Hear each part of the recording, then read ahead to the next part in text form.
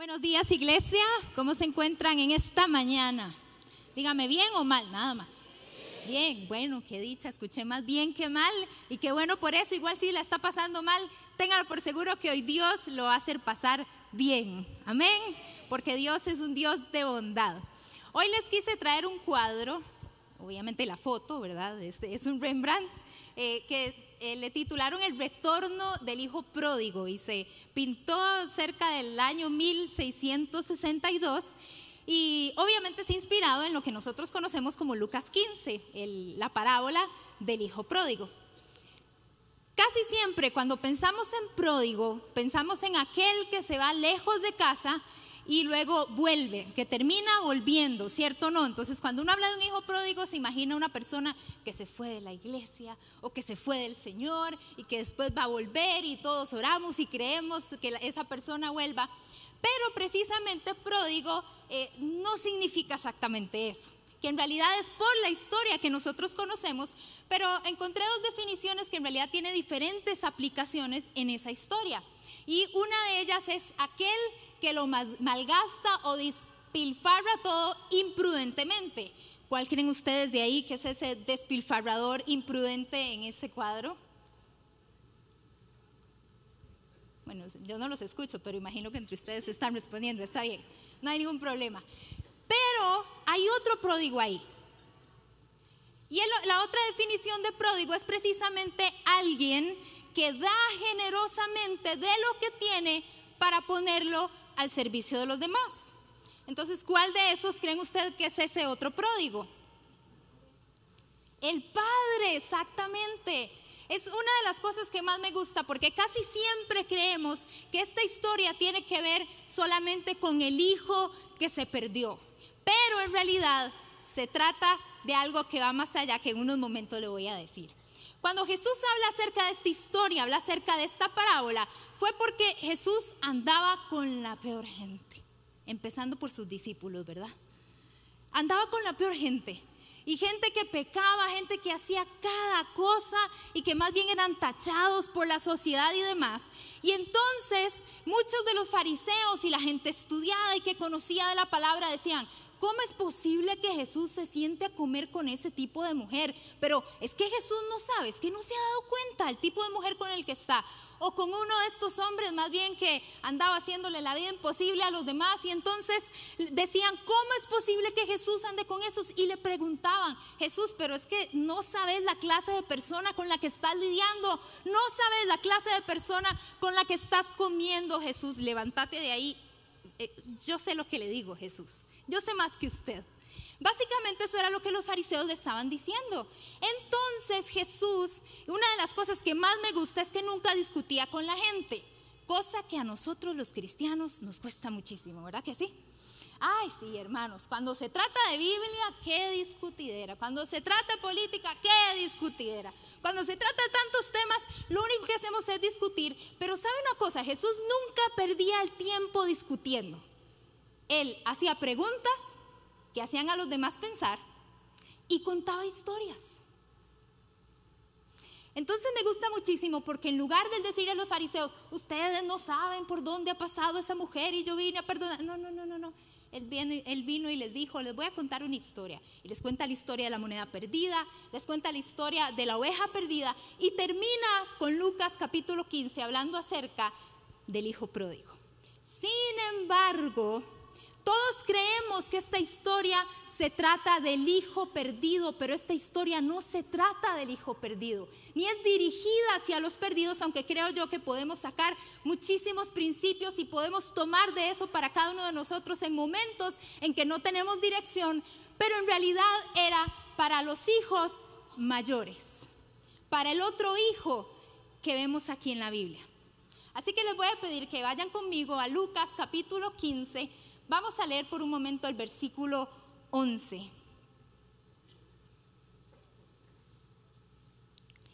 Esta historia comienza diciendo, el versículo 11: un hombre tenía 2 hijos. Pare ahí, por favor, no siga leyendo.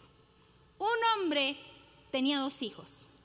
Estamos hablando que Jesús, cuando empieza diciendo un hombre tenía 2 hijos, nos da inmediatamente el personaje principal, un hombre que es Dios, que es nuestro Padre. La historia que nosotros leemos como la parábola del hijo pródigo, en realidad se trata del Padre, de un Padre pródigo que está dispuesto a ser tan generoso y darnos a todos nosotros aquello que necesitamos para nuestro bienestar. Por eso Jesús comienza diciendo, un hombre tenía 2 hijos. No dijo, había un hijo menor que se perdió y ese tenía un padre y un hermano. Empezó diciendo, un hombre tenía 2 hijos. O sea que esa historia se trata precisamente del padre que tenía 2 hijos. Uno de ellos era un hijo un tanto rebelde.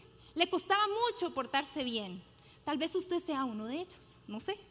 Pero le costaba mucho, él trataba y llegaba un punto en el que los límites ya no le gustaban, cumplir con las reglas no le hacía nada de gracia. Entonces un día, tal vez muy ensimismado, muy lleno de su ego, muy perdido en su visión de vida, decide irse y le dice al papá, eso sí, papá, me voy a ir, dame mi herencia, dame la parte que me corresponde, lo que a mí me toca, porque la verdad es que ya no quiero estar aquí.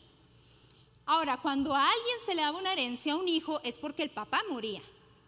Entonces, en otras palabras, lo que este hijo le estaba diciendo a su papá es, para mí, usted está muerto. Qué duro para un padre pródigo que su hijo le diga, para mí usted está muerto, me voy. Tal vez este padre no cumplió en algún momento alguna de las expectativas que podía tener este hijo. Tal vez esperaba que su padre actuara de cierta forma, según sus planes, según sus proyectos, según sus propósitos. Y como no lo hizo, papá, para mí estás muerto, me voy. Así que empaca todo y se va, dice la Biblia, que a un lugar lejano, lejos de su padre, lejos de todo lo que siempre había conocido. Y al principio imagino que le fue bien, tenía toda una herencia, podía gastar en lo que quisiera. Ya no tenía reglas, ya no le decían en qué tenía que gastar, en qué tenía que invertir, qué cosas tenía que hacer. Ahora era dueño de su propia vida. Y como dueño de su propia vida, entonces empieza a tomar decisiones y lastimosamente cada una de esas decisiones fue mala. Empezó a despilfarrar su herencia, su dinero, todo lo que era beneficioso para él, hasta que terminó literalmente en la calle. Y terminó en la calle porque de hecho andaba viendo cómo podía hacer para comer. Después de haber estado en una mesa junto a su hermano, junto a su padre, con un gran banquete, terminó sin comer en la calle. Espiritualmente, a veces nos vamos a momentos así.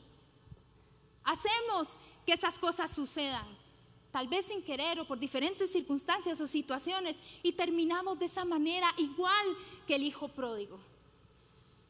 Terminó cuidando cerdos, deseaba comer de lo que los dueños de los cerdos le daban a cada uno de ellos. Y ahí entró en sí. Dice la Biblia que volvió en sí y dijo, ¿cómo es posible que yo estoy aquí queriendo comer la comida de los cerdos cuando en mi casa hasta los empleados de mi papá comen 3 veces al día? Con café y todo, con tiempos de merienda y todo. Yo voy a volver a mi casa. Y volvió en sí, y creo que fue muy inteligente en ese momento decir, ¿qué estoy haciendo aquí? ¿Qué estoy haciendo cuidando a los cerdos? ¿Qué estoy haciendo enlodado? ¿Qué estoy haciendo sucio? ¿Qué estoy haciendo? Me doy asco. Y entonces se fue donde su padre. En el camino él iba pensando, ¿cómo le voy a decir? ¿Qué le voy a decir? Puede decirle que me haga como uno de sus empleados, que ya no merezco ser su hijo. Además, ya no tengo herencia, tendría que ir y disfrutar de la herencia de mi hermano. Eso estaría bien, pero no, tal vez mi papá no me deje. Y cuando llega cerca de su casa, ¿quién le estaba esperando? ¿Quién le estaba esperando? Su papá. Dice la Biblia que en ese momento cuando lo vio el papá corrió. Yo imagino que su corazón estaba palpitando fuertemente, deseando que llegara ese día en que su hijo iba a volver. Y entonces cuando lo ve, corre, lo abraza, lo besa. inmediatamente les dice: tráiganme todo nuevo, un vestido nuevo, tráiganme zapatos nuevos, el anillo que es de él, tráiganme todo, porque para mí es cierto, también estaba muerto, pero ahora está vivo. Y vamos a hacer una fiesta. ¿Qué padre reacciona así cuando un hijo se va siendo un malagradecido? Solo nuestro papá, solo nuestro padre. A este padre no le importó que su hijo llegara oliendo a cerdo. A este padre no le importó que su hijo estuviera lleno de barro y con huecos en su ropa, cuando tal vez todo el mundo lo veía caminar y decía: ¿quién sabe dónde salió ese? Al padre no le importó. E imagino después que él, de estar lleno de suciedad en su cuerpo, en su mente, en su corazón, ya cuando estaba vestido nuevamente, con ropa limpia, oliendo a colonia, oliendo a jaboncito. ¡Wow! No creí que pudiera volver a oler así. No creí que pudiera volver a estar limpio como una vez lo estuve. Me embarré tanto, pero ahora mi padre me está dando esta oportunidad. ¡Wow! Qué increíble cuando vemos esa imagen y podemos ver a un padre que abraza, a un padre que consuela, a un padre que viene con todo su amor a llenarnos y decirnos: yo te doy otra oportunidad. ¡Wow! Es que ese es nuestro papá. El hijo menor estaba sediento y hambriento de ver qué era lo que el mundo le podía ofrecer, pero el mundo al final no nos puede ofrecer lo mismo que solamente nuestro Padre, nuestro Dios nos puede dar, que es su gracia y que es su misericordia. Una gracia que va más allá que nuestro pecado, una gracia que va más allá que cualquier acción que nosotros hagamos. Pero la historia no termina ahí. Todos conocemos ese momento feliz. Hay fiesta en la casa. Usted imagínese, póngase un momento a pensar en ese cuadro. Hay fiesta en la casa. Y que entonces usted a lo lejos, usted es el hermano mayor, usted viene de trabajar. Cuando uno suele trabajar, uno llega cansado después a la casa y uno quiere descansar y uno quiere. Imagino que él venía cansado y escucha música. Imagínese la música favorita de usted en este momento, suénela en su cabeza. Si es reggaetón, lo reprendo en el nombre de Jesús. No, no es cierto. Está bien, está bien. Más de uno ahí ya se quedó pegado, espero que no.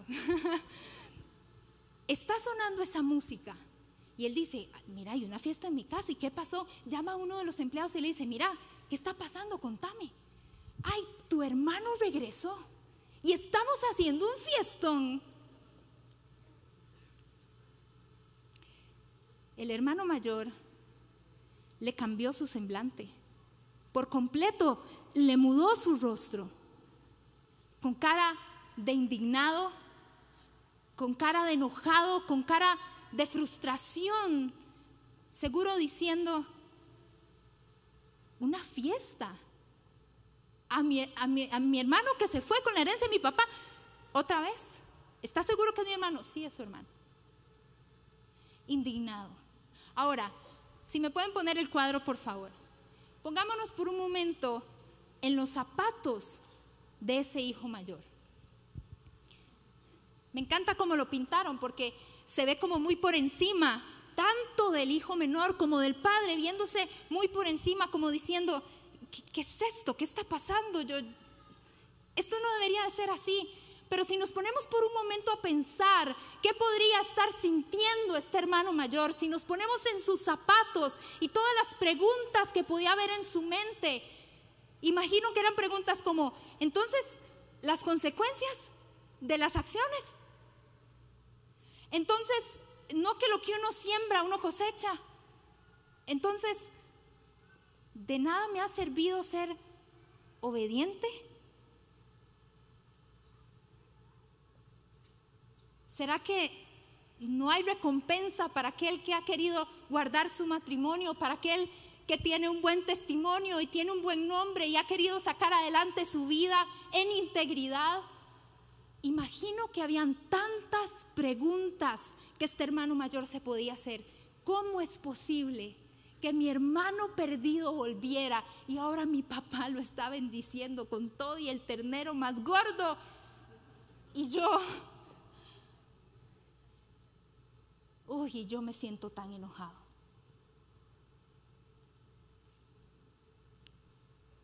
Se rehusó a entrar, no quiso entrar.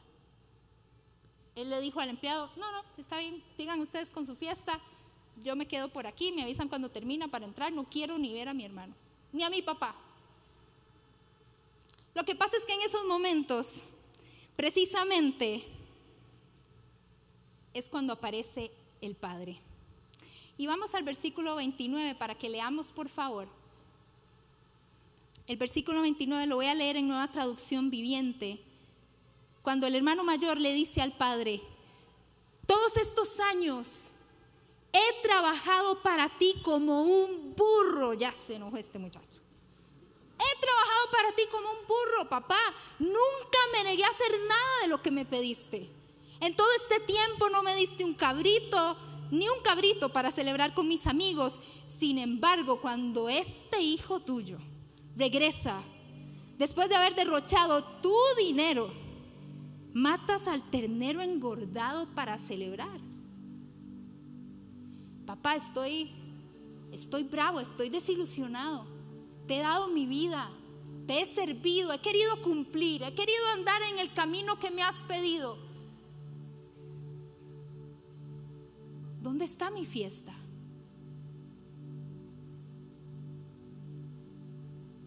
¿Me pueden dar algún crédito aquí, en esta casa? Decía él. ¿Alguien puede darse cuenta de las cosas que he estado haciendo? Es más, papá, no me has visto trabajando como un burro. Creo que en ese momento el padre se dio cuenta que no solo había perdido un hijo, sino que había perdido dos. Que no solo perdió a aquel que se fue y se alejó de casa, sino que había perdido a aquel hijo que estaba dentro. Aquel que parecía ser tan obediente, pero que su corazón estaba lejos. Porque en su forma de reaccionar fue cuando se dio cuenta, hoy no me conoce.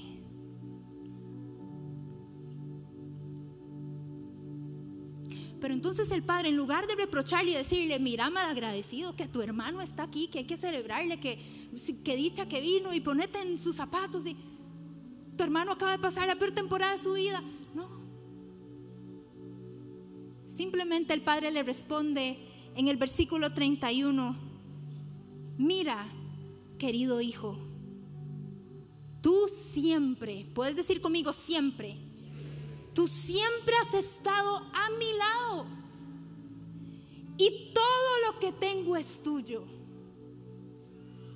Teníamos que celebrar este día feliz, pues tu hermano, note esto, cuando el hermano mayor le dijo al padre acerca de su otro hermano, le dice, este hijo tuyo, pero el padre le responde, tu hermano.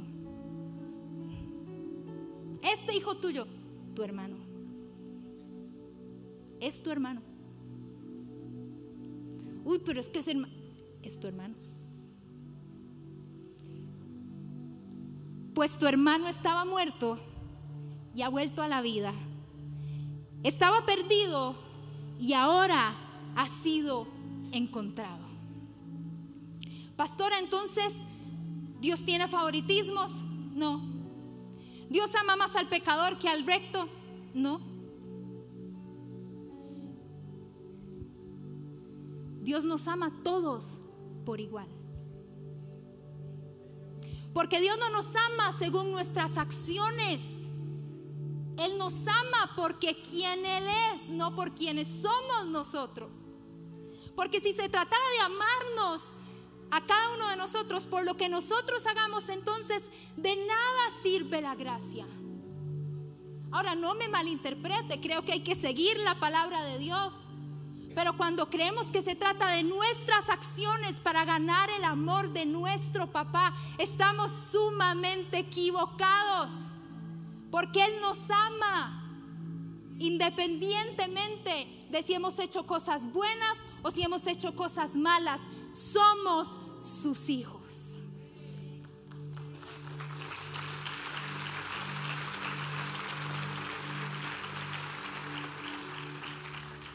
Por eso el hijo mayor no soportaba. Estaba enojado, se sentía orgulloso. Había tanta cólera en él. Porque él no podía entender un amor tan grande que podía cubrir a toda la humanidad si fuera necesario.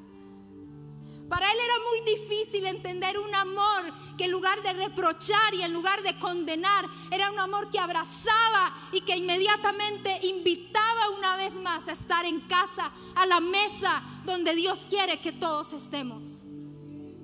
Por eso este hermano mayor no podía soportar ver la misericordia del Padre. No podía soportar ver a su hermano después de sus malas decisiones a los pies de Jesús. Porque él se creía merecedor de ese amor. ¿Cuántas veces nos hemos sentido merecedores de ese amor de Dios? Cuando en realidad ninguno de nosotros lo merece. Porque todos somos pecadores, pero cuando Jesús entra a la historia, nos hace merecedores por Él, por su gracia, por su misericordia. Entonces, ¿qué hace el Padre? Le dice: hijo, tú siempre estás conmigo. Todo lo mío es tuyo. Mis bendiciones son tus bendiciones. Mi sanidad es tu sanidad. Mi libertad es tu libertad. Mis bienes son tus bienes. Mi misericordia es tu misericordia. Todo lo mío es tuyo, hijo. Todo lo mío es tuyo. Tú siempre estás conmigo. Yo creo que este hermano mayor no se había dado cuenta de lo que tenía en casa. No se había dado cuenta de la gran bendición que tenía de todavía seguir en casa de su papá. No se había dado cuenta, por estar cumpliendo cosas, se olvidó de su relación con su padre. Por estar queriendo cumplir con lo que se supone que hay que cumplir, se olvidó que hay un papá que le amaba y que le puede dar todo lo que él necesita. Porque una vez más se lo dijo: hijo, tú siempre estás conmigo y todo lo mío es tuyo. Pero es que no siento, papá, como que todo lo mío sea tuyo, como que todo lo tuyo sea mío. Es que no se trata de lo que uno siente. No se trata de sentirlo, porque las emociones, los sentimientos nos engañan todo el tiempo. Nos engaña tanto lo que sentimos. Pero ¿sabe qué no engaña? Lo que creemos.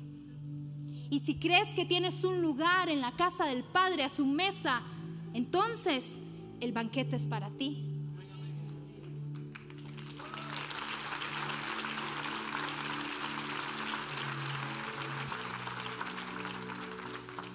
Este padre estaba queriendo decirle a sus dos hijos: no se trata del que es bueno o del que es malo. Se trata de que tienen en común un papá que quiere bendecir a los dos. Así que entonces en la mesa de Dios, en ese banquete que nos encontramos cada día, porque sus misericordias son nuevas cada mañana, ahí cabes vos y quepo yo. Ahí cabes vos y la persona que tenés a la par. Porque eso es iglesia. Eso es ser iglesia. Un banquete donde todos tenemos un lugar. Pero aquel que es el mismo papá, que tendrá que asumir sus consecuencias, sí. Pero es el mismo papá. Pero ¿y yo que me mata? es la misma casa, es el mismo Padre. Y nos ama a todos por igual. Y el mismo abrazo que necesitaba el hijo pródigo era el mismo abrazo que necesitaba el hijo mayor cuando creía que por sus acciones su papá le abrazaría. Pero ese abrazo estaba todos los días para él. Así que Dios pone una mesa en el que está el bueno y el malo, en el que está el obediente y el desobediente, en donde está el arrepentido y donde está el pecador. Porque todos, hermanos, todos necesitamos restauración. Ya sea que seamos unos desordenados despilfarradores o que seamos unos intachables orgullosos, todos tenemos un lugar en su mesa. Si los del Ministerio de Alabanza me pueden acompañar, por favor. Piensa por unos segundos, ¿cuál de esos dos personajes es usted? ¿Cuál de esos dos hijos? Porque cuando yo me pongo a pensar en esta historia y veo ese cuadro, ese Rembrandt, yo he sido los dos. Hay momentos donde he tenido que llegar como esa hija pródiga. Y hay momentos también donde he tenido que bajarme y entender que no solo se trata de lo bien que pueda estar haciendo las cosas, porque no se trata nunca de uno, se trata de nuestro papá, un papá que nos ama. ¿Me pueden poner el cuadro ya por última vez? La historia termina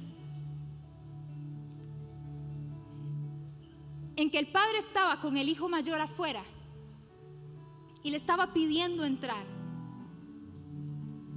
Mi pregunta es, ¿por qué no terminó en un lugar feliz y todos en un banquete?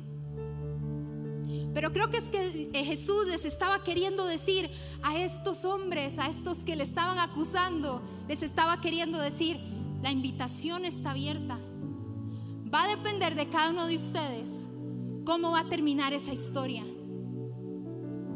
Si vas a entrar a la casa, si vas a entrar a la fiesta, si vas a entrar a la bendición o vas a seguir fuera. Es tu decisión, vos escribís tu historia. ¿Qué vas a hacer?